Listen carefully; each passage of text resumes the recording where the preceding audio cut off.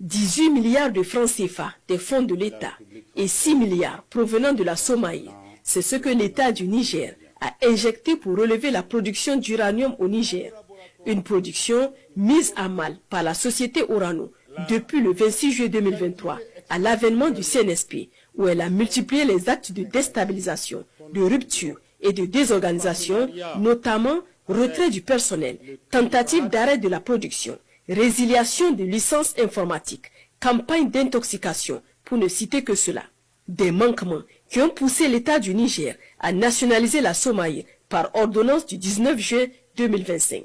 Face aux accusations infondées du groupe Orano concernant l'uranium nigérien, l'État du Niger réagit par ce point de presse conjoint du ministre des Mines et du ministre en charge de la Justice pour éclairer l'opinion publique et donner un droit de réponse officiel. L'État applique strictement sa réglementation minière en toute souveraineté et a décidé de sévir contre tout partenaire qui ne respectera pas la loi. Pour la souveraineté du Niger, protéger ses ressources est un impératif stratégique et juridique reconnu par le droit international selon le ministre des Mines. Le refus de paiement des droits et taxes constitue une faute passible de sanctions allant de l'application des pénalités au retrait du titre concerné. Ainsi, conformément à la réglementation minière, une mise en demeure d'un délai de 6 mois a été émise à la société Orano Mining.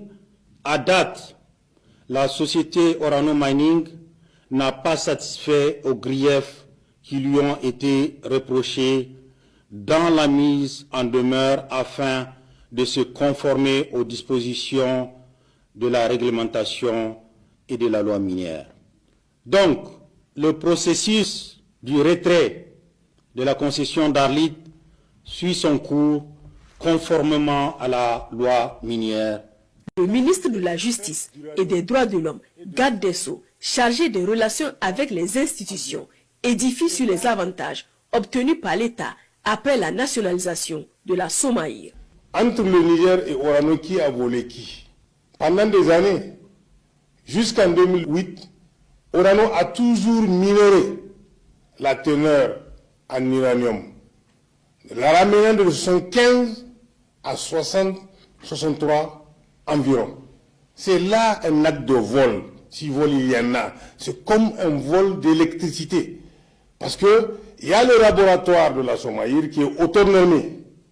Malgré les résultats donnés par ce laboratoire, Orano arrive toujours à minorer la teneur de l'uranium nigérien pour qu'elle puisse avoir d'autres bénéfices induits.